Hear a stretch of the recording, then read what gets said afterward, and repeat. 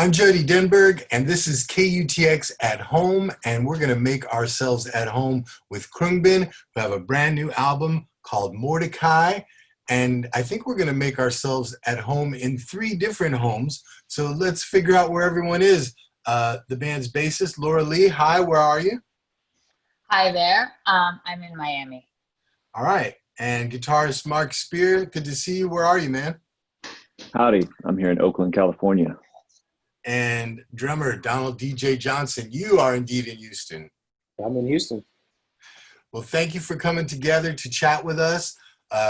We are all big fans of your music, so it's nice to be able to catch up with you and talk about this new music. Are all of y'all native Texans? Absolutely. Yeah. Yes. We're all native Houstonians. Houstonians. The barn where you do a lot of your recording in Burton, how far is that from Houston? Hour and a half. About an hour and a half, yeah. Oh, so it's a little trek. It's halfway almost to Austin. The last time you visited us in 2018 and played Studio 1A was a couple of years ago. Over the years growing up, did you guys visit Austin and take advantage of the music scene when you were, coming together? Yeah. My brother lives up there and has been up there since the early 90s. So I used to go up there and hang with him. The music of Khruangbin has strands from all over the globe, and I don't like to get real academic about that stuff. I just like to enjoy it and enjoy the groove. But what accounts for taking in this music from all over the world? Your record collections, the way you started playing music in church, what accounts for the global stew? I'm gonna point to Mark. That. I mean, really, it's the people we grew up with in Houston, Texas, being one of the most diverse cities, in the country. The people you go to school with, and you end up hanging out with them, and you end up hearing, what their mom and dad might have been listening to the next room over. It's going to like places like Half Price Books in Houston, Texas, where it's like a used books and used record store place. And so people who come over from other parts of the world will bring their records and like, oh, you know what? I can get this on CD now. So they just sell their record collection at Half Price Books. And you end up finding all kinds of cool stuff out there. It's the radio, listening to KPFT or KTRU, local college radio stations, KTSU. It just comes from everywhere. That's just what Houston's all about. The way you combine these sounds, though, is singular. No one else sounds like Khruangbin. DJ, you and Mark started playing together in the early days at church. Is that correct? In a gospel church? That's correct. We started playing together at St. John's downtown in Houston. So that also gives a foundation to the music, I would imagine. For sure. Definitely when you play with any musician for a number of years, you develop a chemistry and a cohesion that you can't really rush, force, or fake. So it definitely provides a foundation for what we do now. The music is very organic, and that's almost a cliche, but it just sounds natural to me. And the grooves seem loose, which I dig. It's like it doesn't feel all compressed and tight, maybe because it's a trio. But I understood that part of the writing process is that you work from loops first. You create some loops and then bring them to maybe Pro Tools or something and work with those loops. Am I on the right trail? Yeah. I write my bass lines to loops. I tend to write my parts circularly, if that's a word. But usually I'm sort of trying to connect, trying to make the bass line go back to the beginning somehow. And the loops are cool for that. And also, in hip hop, it's like if you can have a solid loop, then you've got a whole song. Yeah. So that's where we start. And that's not necessarily where we end up, but it's a big part of our process. The first song that we're playing from the new album Mordechai is called Time, You and I. And I mentioned the groove is loose, it just has a lot of air to breathe, and it's light and it's airy. What a lot of people are talking about concerning Mordechai is the fact that this is the first of your 3 albums where there's vocals on every track. And so I wanted to address that. And also, it seems like you mix the vocals in a way that they're equal with the instruments, like it's another instrument. So what made you decide to put vocals on all the songs this time around? There was no, premeditated decision to do so. The album writing process for us is always just throwing paint at the wall. And each of our albums, they're created in a time capsule. It's like whatever was recorded and happens in that session is what we're getting out of it, So we didn't have anything written before we went into the studio for this one. This all just kind of happened, within it. And we threw some words at the wall and then they stuck. And then we tried throwing some more words. It was fun. It was a challenge. Because then once you have words, then you want the words to be meaningful and you want them to reflect whatever sentiment you're conveying in a way that even if you can't make them out in the song, later on, if you're going to read them, you want them to be just as powerful then. Yeah. And making them out, that's what I was talking about in the mix. They're kind of equal with the instruments, which I like. My favorite rock albums like Exile on Main Street by the Stones, I've been singing to that for 30, 40 years. I still don't know what I'm saying, but I know exactly what I'm saying. You talk about the words wanting to be meaningful. The song So We Won't Forget, boy, I watched the video for that. Very powerful, bittersweet. 500,000 people have already watched that video. What was the inspiration for the song from the new album Mordechai called So We Won't Forget?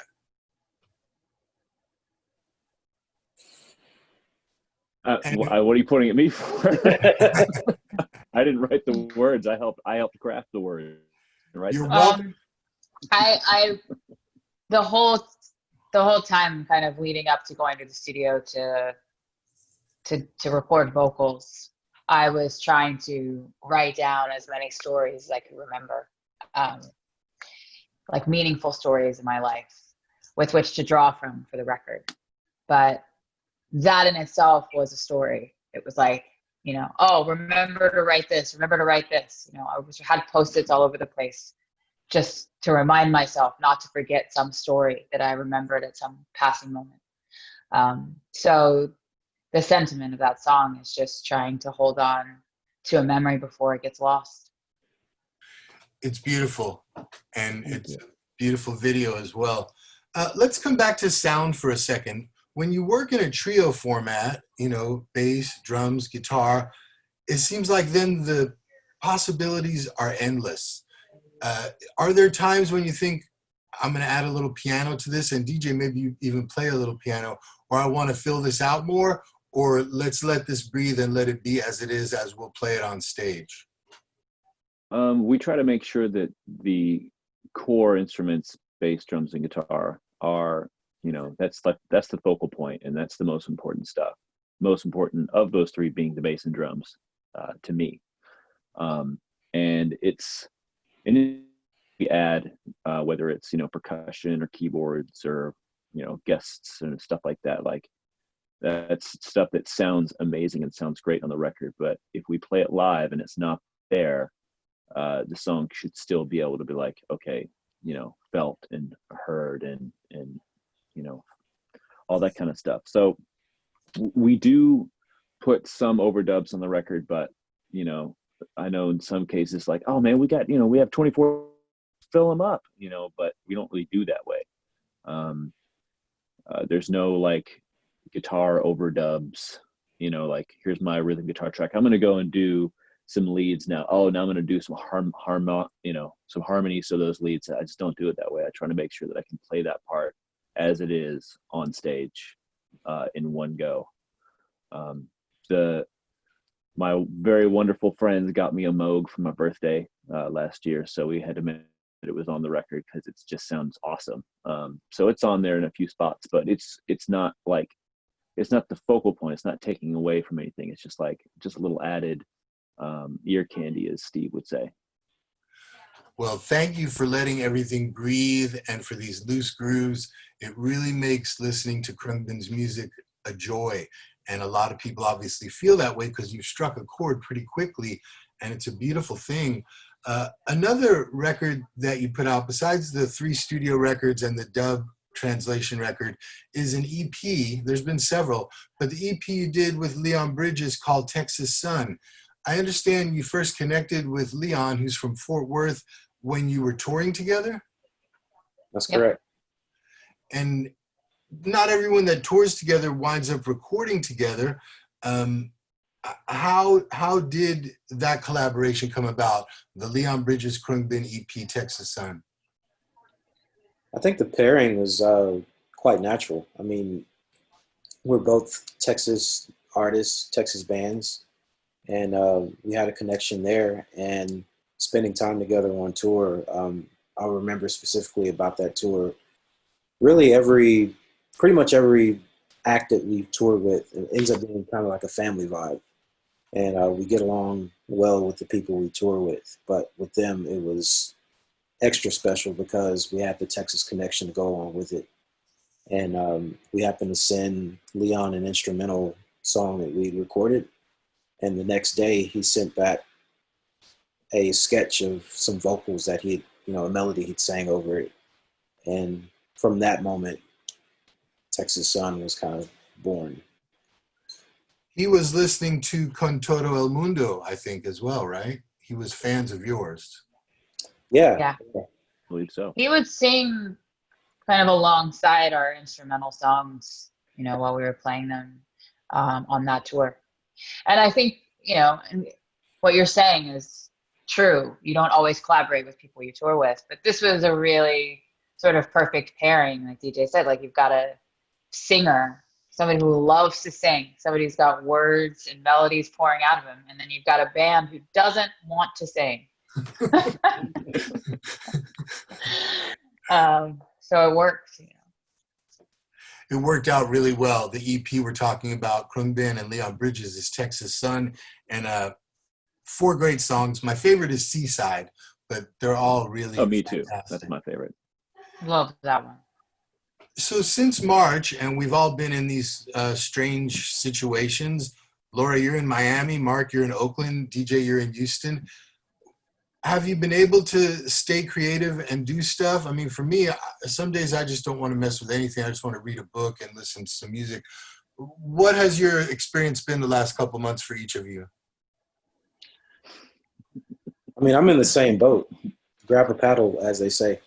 I just want to, chill, take the time to just, it feels like the world collectively has a chance to kind of inhale and exhale together and just kind of slow down, take a break. I've heard there are friends of mine who have been super creative during this time, but I'm not one of them. I've been just kind of taking a step back. And it may be partially due to the fact that we just wrapped up recording our album right before quarantine started. So it kind of came at a really good time for us to kind of take a break because our schedule had us going right back on the road, going on tour.